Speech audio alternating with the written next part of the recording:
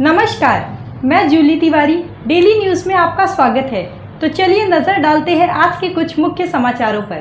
कुडाल मालवर में उद्धव ठाकरे का जन सैलाब, वैभव नाइक की जीत के लिए जुटा अपार समर्थन। कुडाल मालवर में महाविकास आघाड़ी के उम्मीदवार वैभव नाइक के समर्थन में एक ऐतिहासिक जनसभा का आयोजन हुआ, जिसमें शिवसेना प्रमुख उद्धव बाला साहेब ठाकरे ने जनता को संबोधित किया। भारी संख्या में जुटे लोगों ने ठाकरे का जोशीला स्वागत किया, जिन्होंने अपने ओजस्वी भाषण में माहौल में नई ऊर्जा का संचार किया।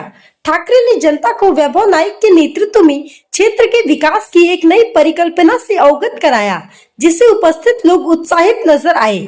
उद्धव ठाकरे ने अपने संबोधन में वैभव नाइक को कुडाल मालवर के विकास का वास्तविक चेहरा बताया।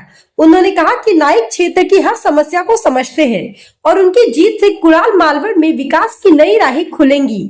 उन्होंने जनता से अपील की है कि वे वैभव नाइक को भारी मतों से विजयी बनाएं, ताकि महाविकास आघाड़ी की योजनाएं और नीतियां धरातल पर उतरकर लोगों के जीवन में सकारात्मक बदलाव ला सके। ठाकरे ने अपने भाषण में विपक्ष पर भी जमकर हमला बोला और बताया कि किस तरह वैभव नाइक का चयन कुडाल मालवर को असली जनसेवा से जोड़ता है। उन्होंने क्षेत्र के युवाओं, किसानों और महिलाओं के कल्याण के लिए महाविकास आघाड़ी की योजनाओं का बखान किया और कहा कि वैभव नाइक की जीत क्षेत्र की हर आवश्यक सुविधा को जनता तक पहुंचाने में सहायक होगी। सभा में मौजूद समर्थकों का उत्साह देखते ही बनता था। उद्धव ठाकरे के समर्थन में गूंजते नारों और तालियों के बीच वैभव नाइक के प्रति जनता का अटूट विश्वास साफ झलक रहा था। ठाकरे ने अंत में कहा कि यह चुनाव केवल एक उम्मीदवार की नहीं, बल्कि कुडाल मालवर के सुनहरे भविष्य की लड़ाई है और जनता के समर्थन से इस क्षेत्र का उज्जवल भविष्य सुनिश्चित किया जाएगा। ऐसे में कुडाल मालवर की इस जनसभा ने बता दिया कि क्षेत्र में वैभव नाइक और महाविकास आघाड़ी के लिए एकजुटता की लहर चल पड़ी है और जनता अपने बेहतर भविष्य के लिए दृढ़ संकल्पित है। जमलेल्या माझ्या तमाम महाराष्ट्र प्रेमी बांधवांनो, भगिनींनो आणि मातांनो,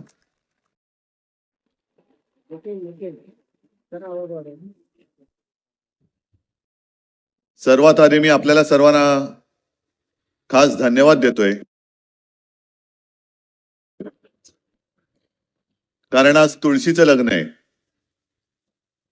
संध्याकाळची वेळ झाली तरी सुद्धा तुम्ही केवळ आणि केवळ शिवसेनेच्या प्रेमासाठी आपल्या सभेला आलात। तुम्हाला मी लाख लाख धन्यवाद देतोय। लोकसभा झाली, आता विधानसभा। लोकसभेमध्ये आपण थोडे कमी पडलो आणि साहजिकच आहे की कोकण मधला पराभव हा माझ्या हृदयाला चटका लावून गेलेला आहे। कारण कोकण म्हणजे शिवसेना, शिवसेना म्हणजेच कोकण, हे नातं आजपर्यंत कोणी तोडू शकलेलं नाही आणि मला खात्री आहे की आता सुद्धा कोणी तोडू शकणार नाही। आपलं नातं असं आहे की ज्या वेळेला कधी कोकणावरती संकट आलं तर शिवसेना धावून येते आणि शिवसेनेवरती जेव्हा संकट येतं तेव्हा कोकण मागे ठाम उभा राहतो। आज आपली शिवसेना मोदी आणि शहा संपवायला निघालेत, नाहीतर आजपर्यंत राजकारणात असं कधीच झालं नव्हतं। पक्ष फुटतात, काही माणसं या पक्षात नंतर त्या पक्षात, हे ठीक आहे, राजकारण म्हणून चालू राहतं। पण एवढा नीचपणा हा आजतागायत कोणत्याही राजकीय पक्षाने केला नव्हता। तो कोणी एकेकाळच्या आपल्या मित्रांनी केला, ह्याचं मला जास्त दुःख आहे आणि राग सुद्धा आहे। संपूर्ण महाराष्ट्रामध्ये ज्या वेळेला भाजपा म्हणून काही शिल्लकच नव्हतं, तेव्हा शिवसेना प्रमुखांनी, म्हणजे हे भाजपवाले कसे हुशार आहेत, जर तेव्हा आपण ठरवलं असतं, शिवसेना प्रमुखांनी ठरवलं असतं की मला युती नकोच, काय व्हायचं ते एकट्याचं माझं होईल, तर भाजपा आज औषधाला सुद्धा महाराष्ट्रामध्ये दिसला नसतं। एवढी शिवसेनेची ताकद होती आणि आहे। पण आपण थोडंसं काय भूतदया आहे, माणुसकी आहे, भगवा झेंडा, तुमच्या हातात भगवा, आमच्या हातात भगवा, मग आपलं भगव्याचं नातं आहे, हिंदुत्व आहे, देश आहे, महाराष्ट्र आहे, मग घेतलं त्यांना खांद्यावर। आणि एवढे हे नीच निघाले की स्वतःचं काम झाल्यानंतर वापरून फेकून देत आहेत आपल्याला. मी जिथे जिथे महाराष्ट्रामध्ये जातोय, संपूर्ण महाराष्ट्र फिरतोय. अगदी विदर्भात गेलो, कोकणात तर आज आहे, मध्ये पण येऊन गेलो, उत्तर महाराष्ट्र, मराठवाडा, पश्चिम महाराष्ट्र. लोकसभेला मला काही पत्रकार विचारतात, तुम्हाला काय वाटतं? कालच रात्री 1 वाजेपर्यंत माझी मुलाखत चालू होती, कारण 4 सभा करून मुक्कामी पोहोचायलाच 11:30-12 वाजले होते. तुम्हाला काय वाटतं? आणि मी त्यांना सांगितलं की विधानसभेचं वैशिष्ट्य असं या की साधारणतः लोकसभेला जशी सभा होत होती तशी एका लोकसभेची सभा माझी एका विधानसभेला होते. प्रचंड मोठ्या सभा होत्या. मला असं बोलताना जाणवत नाही आता सुद्धा गर्दी कुठपर्यंत गेले. कालची बार्शीची सभा आपण पाहिली असाल, असं स्टेजवरनं काय अंदाजच येत नव्हता. मग त्यांना सांगितलं तर जरा मोबाईलचे टॉर्च लावा, आणि ते कळलं अरे बापरे कुठपर्यंत गेलेली ही गर्दी. म्हटलं हेच चित्र आहे. ते काय नुसते मोबाईलचे टॉर्च नाही पेटलेत, तर महाराष्ट्राच्या कानाकोपऱ्यात आता मशाली पेटलेल्या आहेत. शिवसेनेची मशाल पेटलेली आहे. आणि मला मी आता वैभव अनेक वर्ष सोबत आहे, लहान आहे म्हणून हक्काने त्याला अरे बोलतो. वैभव, मला तुझा अभिमान आहे, कारण तुला सुद्धा 50 काय आणखीन खोके मिळाले असते, पण तू हटला नाहीस, वाकला नाहीस, बदला नाहीस. आणि मुख्य म्हणजे मेंढ्यांप्रमाणे मोदीशांचा लाचार झाला नाहीस. मला तुझा अभिमान आहे. आणि विनायक राऊत पण तसेच आहेत, कारण खासदार पण आपले गेले होते, विकले, पण विनायक राऊत नाही गेले.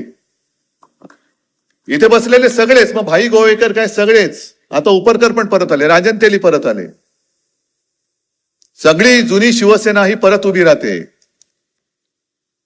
आणि इथे मला जे आव्हान दिलं गेलं,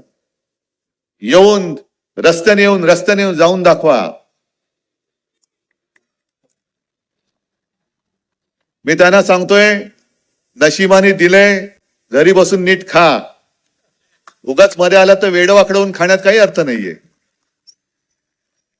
कारण आडवा आला तर आडवच करू. तेवढी ताकद हिंमत ही शिवसेनेत आहेच. पण मुळात प्रश्न हा तुम्हाला आहे. हा नुसता आपला आमदार उमेदवार वैभव त्याचं नाव आहे म्हणून वैभव नाही मी म्हणत. तुम्हाला सगळ्यांना कोकणचं वैभव जपायचं की नाही हा प्रश्न मी तुम्हाला करतोय. तुम्हाला कोकणचं वैभव हवंय की नकोय? का पुन्हा सगळं गुंडापुंडांचं राज्य पाहिजे? मग ती सगळी जुना काळ जो होता, मग कुठून सुरुवात करायची? श्रीधर नाईक, रमेश गोवेकर, सत्यविजय भिसे, अंकुश राणे.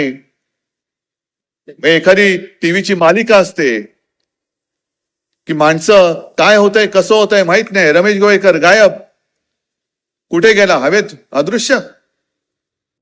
हत्या होत आहेत, कोणी केल्या माहिती नाही. आणि ती गुंडगिरी, ती दडपशाही, त्यावेळेला वैभव एकटा नडला होता त्यानं. आणि वैभव, तुला भेटायला मी त्या तुरुंगात आलो होतो.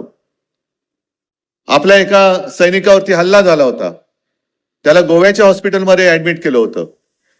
तेव्हाही हॉस्पिटल चांगलं नव्हतं, आता किती चांगलं झालंय कल्पना नाही मला. पण तो काळ असा होता. आणि उपरकर, तुम्ही जेव्हा उभे होतात तेव्हा मी 10 दिवस इकडे राहिलो होतो.